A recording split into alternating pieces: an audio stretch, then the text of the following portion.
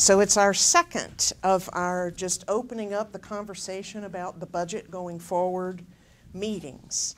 In the first meeting, we had Deb Allen and Claire Strickland present the enrollment management modeling effort that goes into forecasting what are we expecting next year in terms of enrollment based on a 3-year moving average of past enrollment trends, as well as looking. And the end of the day, the expectation is that our enrollments will be somewhat flat and our expenses will be increasing for fall of 20, so for FY21.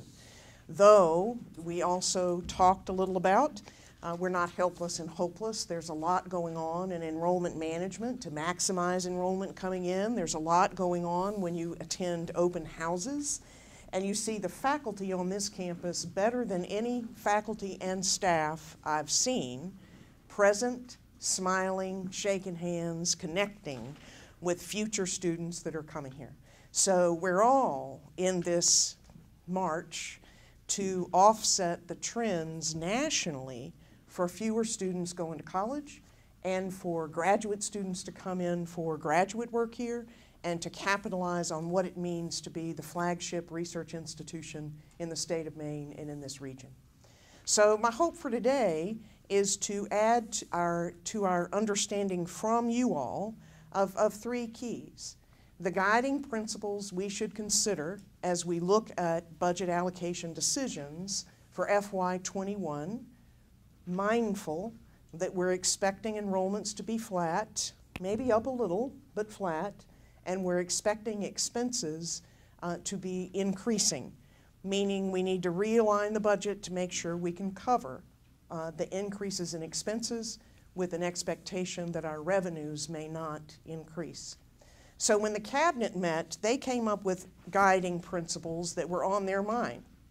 So they're ideas to develop guiding principles, not the guiding principles themselves.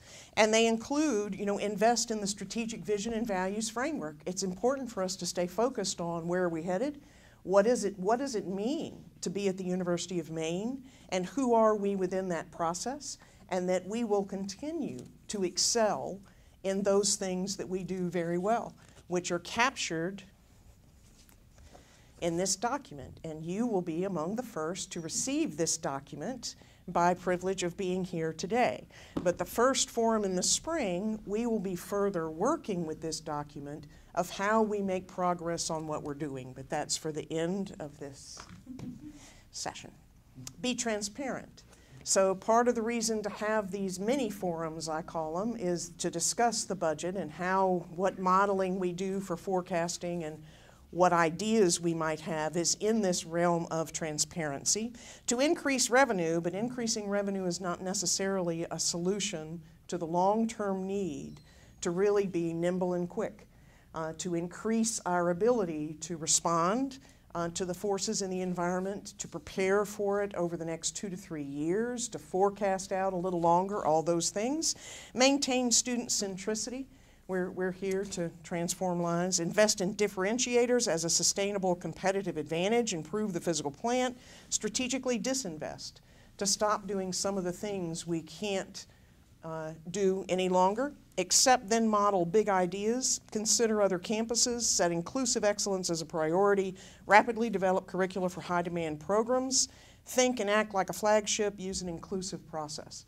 And so that, on the minds of the cabinet on one day when asked what ideas would you have for guiding principles as we look at budget allocation decisions, the deans, we then asked the deans, what's on your mind? What ideas would you provide for guiding principles? And they were similar. Invest in current faculty and staff, develop opportunities for students in labs and experiences, grow the faculty to enhance revenue and quality, develop longer timelines for the budget, 2+ years, eliminate non-essential expenses, use innovative entrepreneurial thinking to reduce costs and generate revenue, enhance transparency, invest in areas of growth, invest in areas where there is a real need in Maine. So having heard those, then the question is, what else might you suggest that we keep in mind as we develop allocation ideas for the budget, particularly moving forward for fall of 20 for FY21, 2021, when we are probably looking at a budget realignment that will have us really closely considering our revenue versus expenses across the university as we continue to invest in the things that we need to take us forward, mindful of the strategic vision and values. So you have cards, you have pens. We have more cards for the second question, and we have cards if you need one. So just think for a couple of minutes, please, and write down an idea of your guiding principle. What should we remember? In addition to what the cabinet and the deans thought, what should we remember as we look at these budget allocation decisions? And you won't be named, but please understand that you will be, the ideas from this forum will be then part of what we mindfully look at going forward. Are you looking for new ideas, or are you looking for us to say that something that was reiterated by one of the previous groups is important to us as well? I like that. Thank you. The question's great, and I think both. I think if you want to reiterate something that is really, I wouldn't do the whole list, but if there's two things that you really want to emphasize, I think that's important for you to do so. I was thinking of new ideas, but I think it is equally as important for you to emphasize what you think is important. It's a different group. Investing in a more dynamic and detailed public relations, whatever that might be, to really emphasize to the residents of the state everything that we need.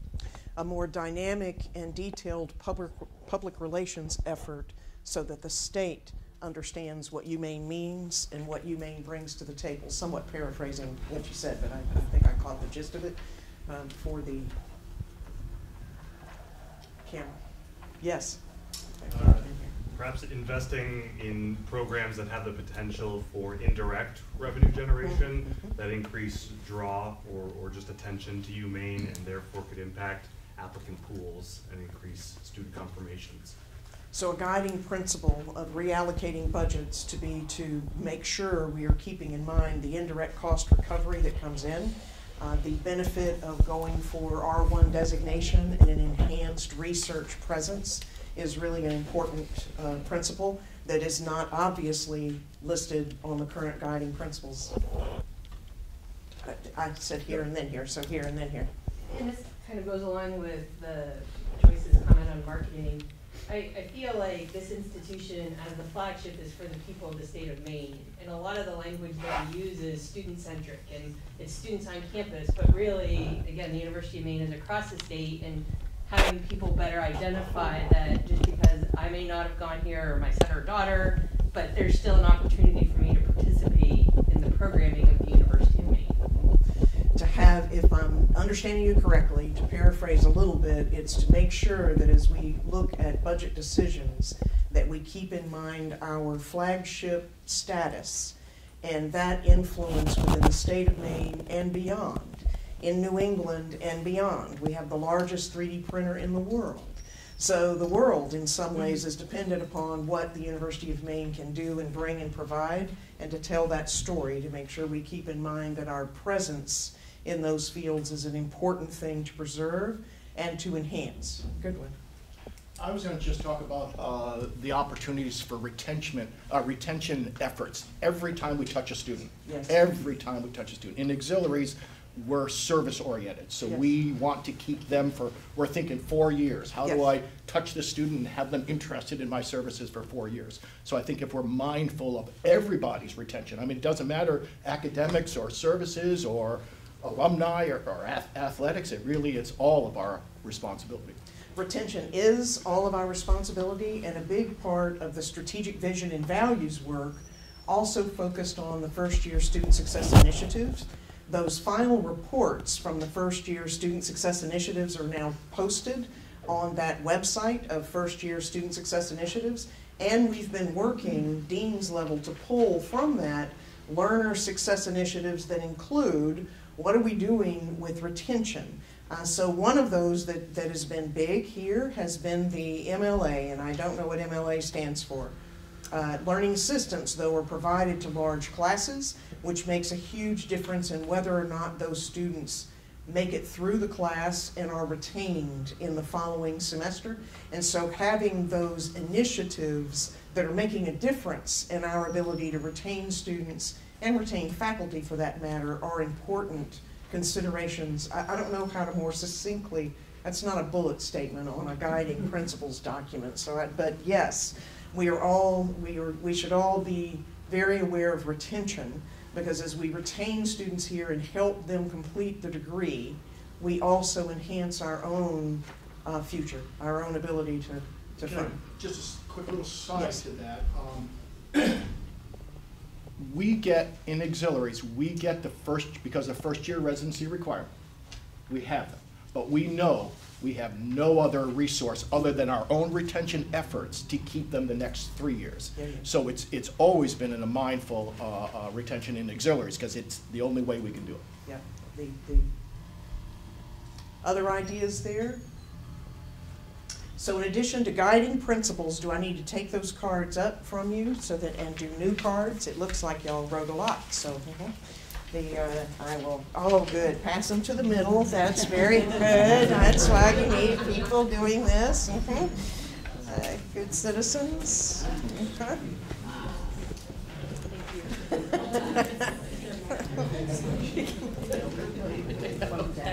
Thank you. And then new cards. So there are two things you can do when you are faced with flat enrollments and increased expenses. You can increase revenue and you can decrease expenses. And so the next for us to pick up and talk about a little bit are ideas for enhancing our future revenue. And it may not be in FY20. We may be talking about FY21 or FY25. But what are our ideas for enhancing revenue, which is not often what universities really think about. But in this market, in higher ed today, there are a lot of universities that are developing certificates, badges, programs, partnerships with other institutions. They are looking for lifelong learning opportunities that take them the next step. Certainly the work of DLL and what we're doing in online programs and developing online programs to extend our reach is in this category, but some of the ideas for enhancing our future revenue include completing the strategic vision and values framework, mindful of creating higher fiscal performance throughout. Focus on learner success initiatives, which we were just talking about, recruitment, retention, progress to degree, develop and garner grants, extension for current research and new research, study tuition elasticity, and develop a plan for tuition and fees.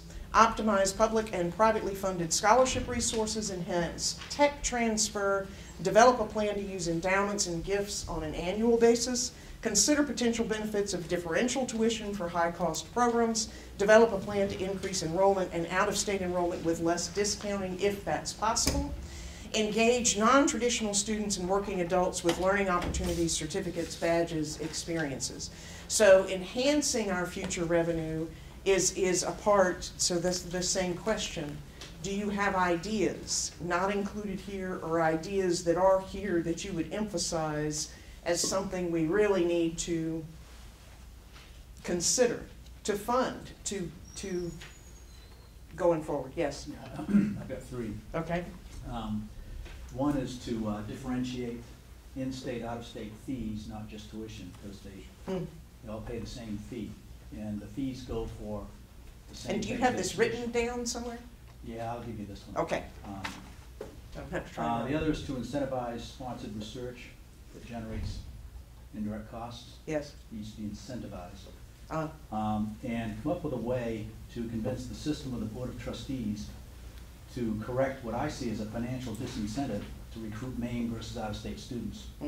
We take a loss when we accept a Maine kid. And so I don't believe we recruit Maine kids as much as we should be doing. It should be a lot easier to convince a Maine kid to come to school here. And if there were a correction factor for the difference in tuition that we bring in that is reflected in the state appropriation to encourage us to accept more Maine kids, then we would not be facing this problem of more and more out-of-state students. If I heard you correctly, there were three ideas, and I'm missing the first one, but I know the working with the system to make sure we are incentivized for accepting people from Maine, and Well, while not- still not understanding disincentivized. the benefits of having people come from other countries and other states Right. to the flagship is important. The second is to make sure we're incentivizing work for sponsored programs, Right. for going after grants and the funds that come from grants. And the first one was, I'm repeating this so that it's First one's to for you, differentiate just the fee structure, similar. fee structure for to in-state, tuition. out-of-state, so that we consider differential fees. Because right now they're identical, in-state and out-of-state. Right. Other ideas? I mean, you're welcome to write it down on the card. You don't have to share it publicly, but do you have other ideas that we've not yet considered? Can I Yes. just ask a clarifying question? Yes. What's the role of Machias in this discussion? And are we seeing that as a revenue generator? Or are we seeing that just, can you give us some thoughts? I think that Machias in the last year and the University of Maine have begun to work on some, but I'm new, I'm 60 days in, so I'm still drinking from the fire hose. We have generated some great ideas for combined programs and collaborative programs in areas. They're a little ahead of us in some ways in taking a look at gen ed and at programs that didn't seem to be going to revenue generation mode as quickly as they would like, and so they're moving to restructure a little bit in terms of how their programs look and which are the growth areas and which are not. But I don't expect them in the near term, though I could be wrong and I don't know, to be a revenue generator. You know, I think that I think they'll hold their own, again, which is I guess my follow-up is, should we include them in our ideas? yes. If you Okay. yes, absolutely, they are us.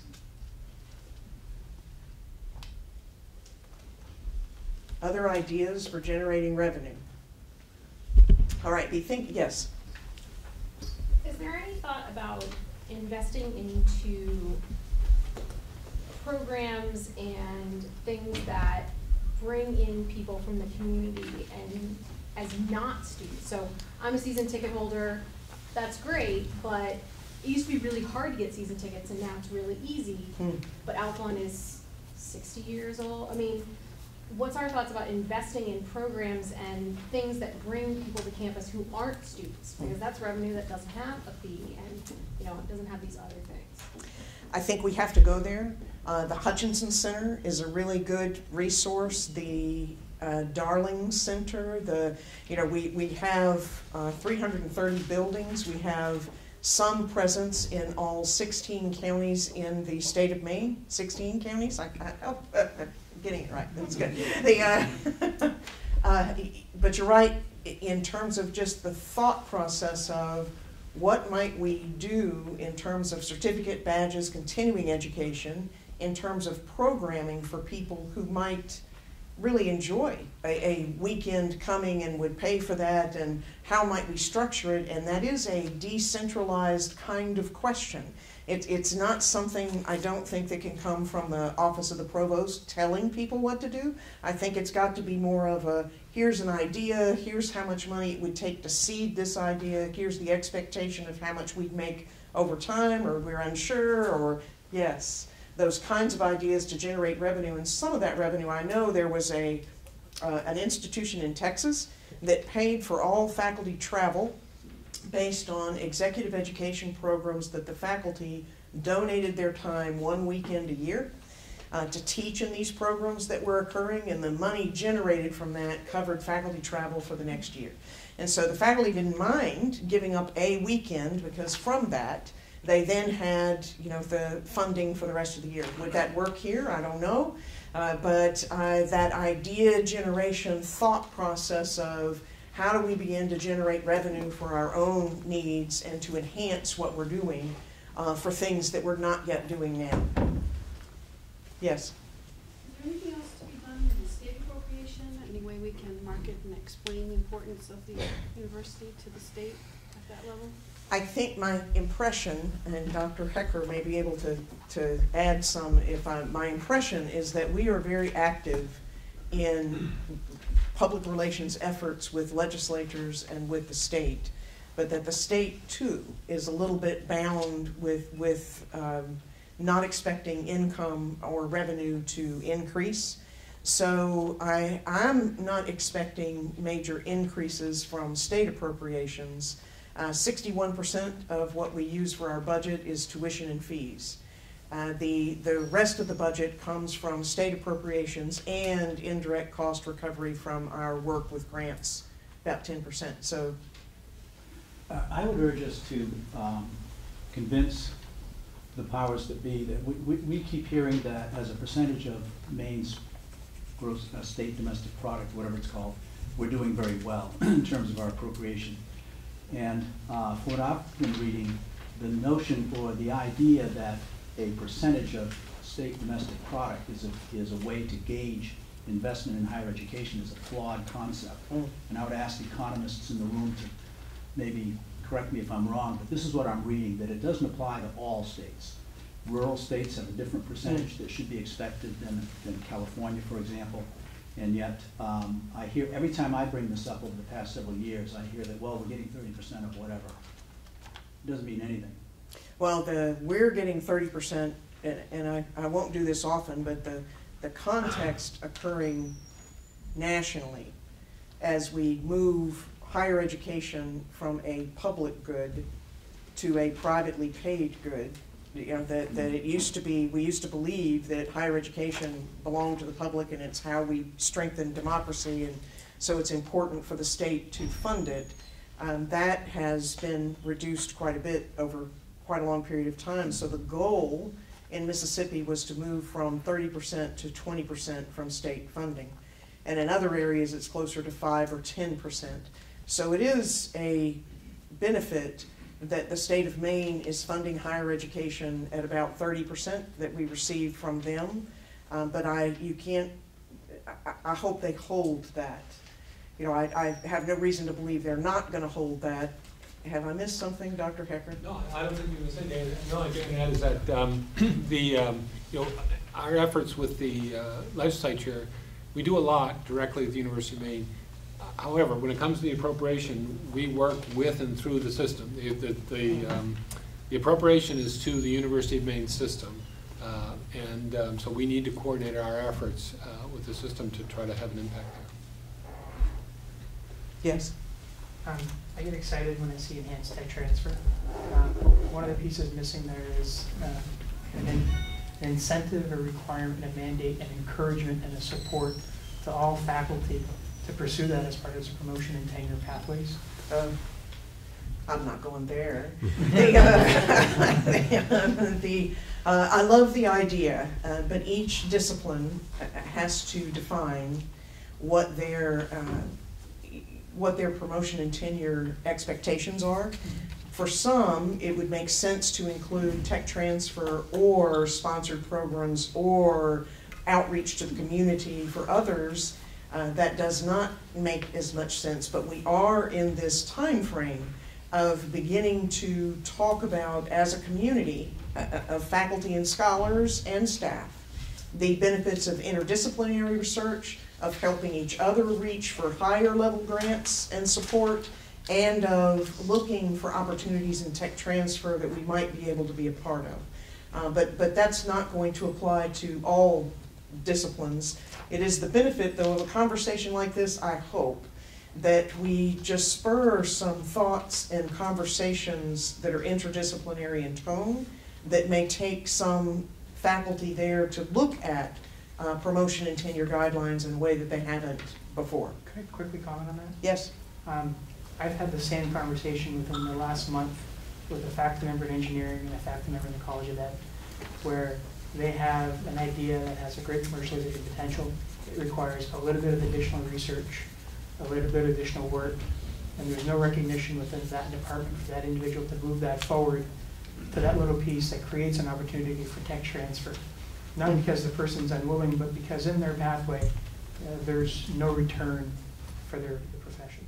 But and that's why if within current disciplines and current guidelines, we're not alone in that. There's no that what they are reinforcing is the traditional path for academics and that scholarship and not necessarily tech transfer, then the conversations have to occur among the faculty of what is the leeway. You know, so if they don't publish, and if they don't publish and they then go to obtain a job somewhere else, are we harming their careers? I mean, it sounds like a simple solution is accept tech transfer as part of the promotion and tenure process. But there's a lot of nuances to that that only the faculty within that unit can discuss and resolve. So in their best interest to stay with us because they choose to stay with us, my philosophy has always been, I hope that faculty are very mobile. I hope they're doing what they need to do to go anywhere they want to go with their career. Because if they're very mobile, it means we're doing exactly what we're supposed to be doing to nurture and develop their career pathways and their career options. And then if we are building the culture that's in the strategic vision and values framework, where we are inclusive and oriented toward development and helping each other, they will choose to stay here because there's no better place on the planet. And so if we can create no better place on the planet while we are also fostering their traditional accomplishments, there ought to be some room for tech transfer or even grantsmanship. In some areas, grants are not considered part of the promotion and tenure process. So we have some discussions to engage in that I think can help us build a stronger faculty, but those discussions can't be rushed. This is maybe more of a strategy, but both in revenue and in taking advantage of trends of baby boomers, et cetera, a lot of institutions have professors of practice. Yes. And I don't believe we have that track here. No. And that type of an individual allows a lot of things to happen in specific ways. Great strengths, could be for education, could pull people in, could tie, I mean, and that's just, I think, a lever that we don't have that should be considered. I don't know all the impacts, but. You're prescient. I've had in my 2 months, 60 days, whatever it is, we've had discussions with AFM representatives, just an initial and very brief. We've had discussions with the deans, discussions with others that are looking at clinical faculty positions a little more broadly than just in the health sciences, which is in the contract now, professors of practice, perhaps considering a teaching track and a research track to get at some of the things that may open up some. So none of that's fast track, but the discussions have begun.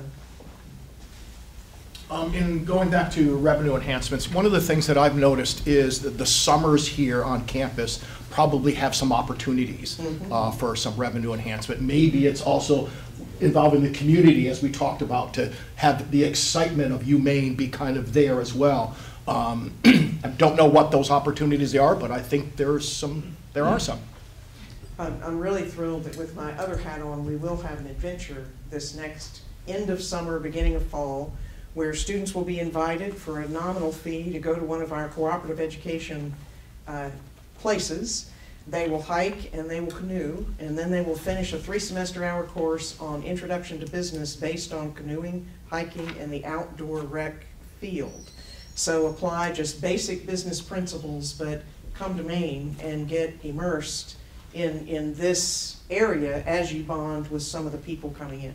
And so I do think there's some things we can consider in summer and discuss that are revenue enhancing that would help through fall, or would help incentivize new efforts and new ideas that we could do.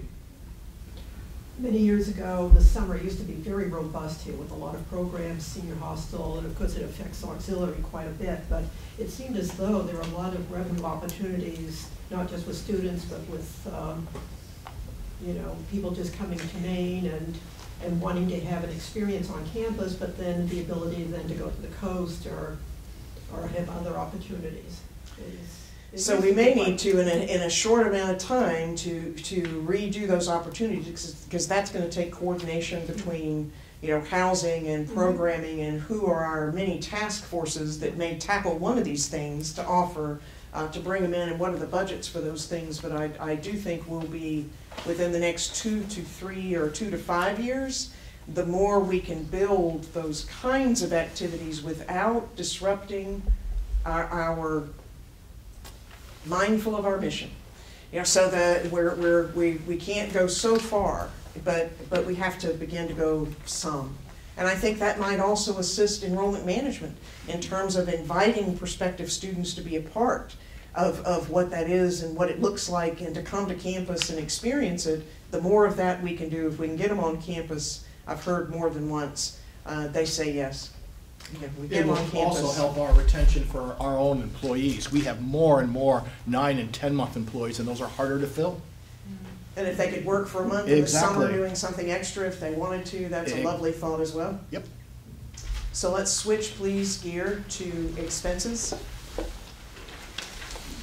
It's a little bit harder to talk about reduce our expenses. You notice I like the word mindful. It just reminds me to be mindful. I'm not always mindful, but I just like the word. Reduce our expenses, mindful of mission. Develop an integrated and transparent budget and accounting system. Dr. Hecker's at work with that this year. That's the develop a strategic enrollment plan, where we are talking openly as a campus about the different plans. Review initiatives, even those funded with one-time funds, with intention to reduce expenses for activities that are non-essential to core functions. Harder one, but we fund a lot with one-time funds, or study organization and structure with the intention of consolidating functions where possible to reduce administrative overhead. Yep. So other ideas that we should be thinking of at this stage of how we might reduce expenses. If D says reduce administration, then I think the faculty would agree with it. Be careful where you go. I don't disagree. I mean, I think, though, for me, looking at this campus, I'm new to the campus. I started March 1st. You don't seem to be overstaffed in a lot of administrative areas. It just seems everybody is pulling 2-3 jobs. They've picked up from last budget reductions, and they're handling more than perhaps what they should or could.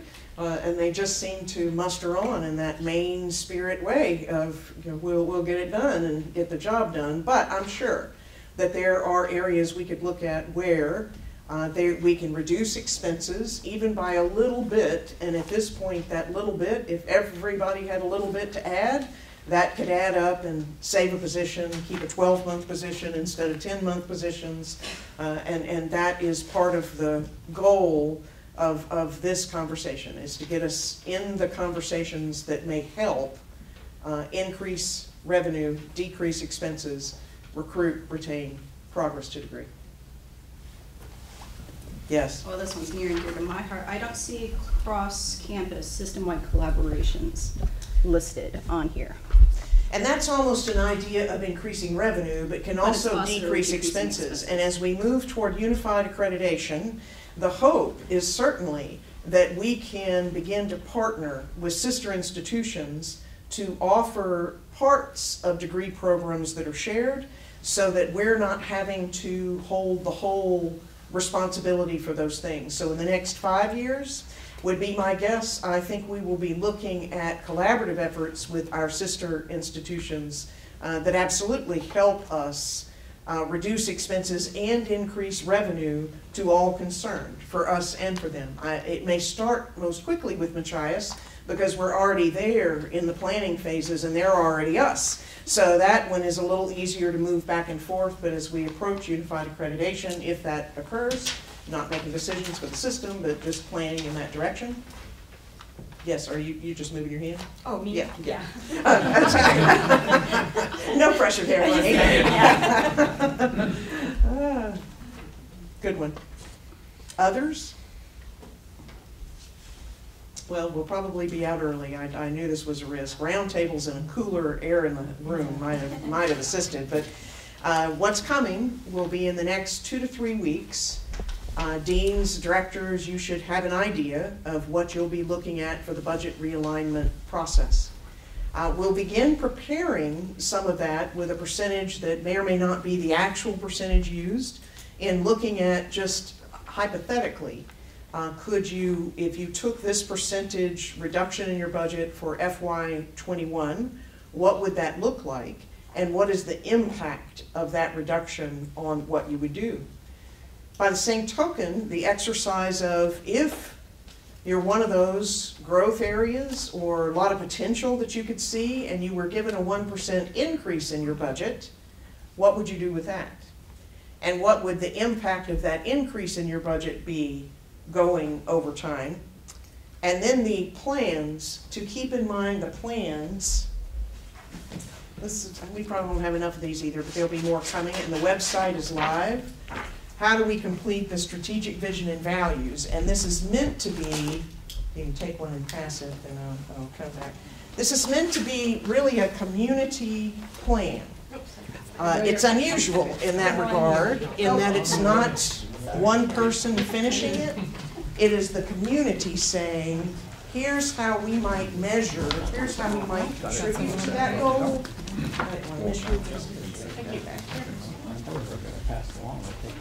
There's no way. Oh, you didn't take all one? the way back.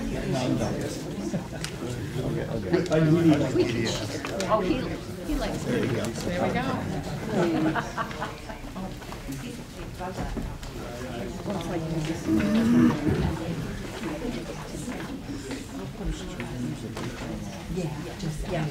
So the notice should be going out, the website should be live, umaine.edu/vision and values. And so you will be able to go and look and then make suggestions of how you might contribute to the goals and objectives, mindful of our mission, mindful of who we are. And what University of Maine has, I think the values really captured. I mean, as the university community worked on this with Dr. Hecker and came up with fostering learner success, discovering and innovating, growing and advancing partnerships. We also heard a little bit about that today with guiding principles. How do we raise revenue? How do we decrease expenses? It comes up in conversations with this group again and again and again. Can I answer any questions for you at this time? Yeah. Have we learned anything along these lines from our recent Ricci review? I know they issued a report. Have we gained any insights from their view of our processes related to budget? Not so much related to budget. It's more related to measuring your progress in implementing your strategic vision and values. So if you're going to have a strategic planning framework, then you need to cost it out. You need to know what would it cost to implement these ideas that we have, and what is the plan for implementing those ideas, and are we measuring regularly whether or not we've achieved those objectives. So it's around, to me, not so much specific to budget as to the accomplishment and measurement and tracking of what we're spending on the strategic vision and values framework and the success that that is bringing to us.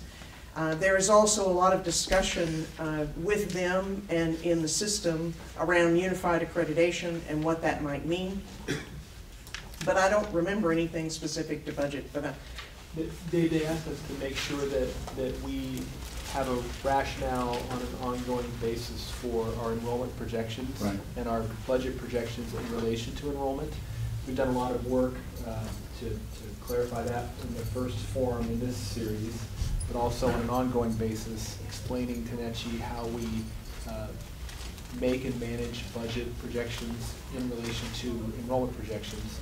They also asked us to use academic alignment planning with Machias to ensure that Machias is fiscally healthy on an ongoing basis and not exhausting its scarce resources by virtue of being under-enrolled and underperforming in that area. No, I understand that. I guess my point was, it was pretty broad. I did read it, and it was a pretty broad set of criticisms and recommendations, all of which indirectly affect our financial well-being. And everything we've been talking about on your 2 pages is about structural changes or initiatives, corrections to make, which don't directly address budget, but that impact the budget. So I'm just wondering if that 2-pager has been built on their report at all. no, the 2-pager was built on some web searches for me, of knowing we weren't going to come in and have you all allocate budget in this meeting. That what's the goal of the first two, these mini forums of focus on the budget. And then hopefully early December, the budget presentation will be Claire Strickland and the president, in looking at, the budget overall, which is the tradition. And so the two-pager came from me looking at other things that were posted on the web. I mean, we're all universities are in a time of deep change, and trying to reflect on who they are and what is distinctive about their campus and their community, and how they take what is distinctive about that campus and community and parlay it into increased revenue and reduced expenses going forward. And so the guiding principles, that was more led by the president asking, what are our guiding principles? Let's begin by reflecting on what do we want to keep in mind as we begin to go through these processes. But then the backside on expenses and revenues, and those ideas came more from Wyoming and Montana and a couple of other places that were just very open with posting the processes they went through and the budget realignment outcomes that followed. Other questions? Yes. On your sheet for prepare for options in terms of preparing for the impact, and when are those going to have a date for when you need that? I think that the next Dean's Council meeting is the 14th, but I could be wrong with that. So I think if we meet on the 14th, we'll talk and look. It'll be a couple of weeks. My hope would be the week after Thanksgiving, just so that everybody can have a thankful Thanksgiving, and then we can move on from there with what we need to do. But it may be before Thanksgiving. But I'm hoping that the cranberry sauce will. Do y'all do cranberry sauce up here? Yeah. Okay. Cornbread dressing. You can get cornbread dressing somewhere, maybe. Maybe not. What time is the Chancellor's presentation? I am 1 to 2 Buchanan. 1 to 2 in Buchanan. And so the Chancellor Malloy will be talking about unified accreditation, pros and cons. That may be another interesting forum to attend. Our next Provost Forum is, do you know when? December 26th. The next budget forum? No, not the next budget forum. The next Provost Forum, which is on Gen Ed outcomes. November 21st. So the next Provost Forum, this is just a mini budget forum, so the next Provost Forum where we're trying to gather people will be about Gen Ed outcomes. And in the last Provost Forum, we didn't have a lot of attending, but it was spot on. A couple of the national conferences were talking about how you use your learning management system, in this case moving to Brightspace, in order to move from just describing what's occurring with your students in classes to predicting what steps you can take in the class to better impact retention. And so that continuum that was presented from describing to diagnosing, I never can remember the third one. Prediction. Prediction is the third one. Prescribing. Prescribing. So telling you what to do as opposed to just predicting what will happen, telling you what to do. I get it. So but that is a national conversation that a lot of universities are about, and how do we use the data that our learning management system will provide to do a better job in the classroom of changing what we're doing to attract and to retain our best and brightest and to keep them with us. Thank you very much for coming today. I look forward to seeing you with a strategic vision and values, but I appreciate you getting out and getting in the discussion and being positive about our next steps.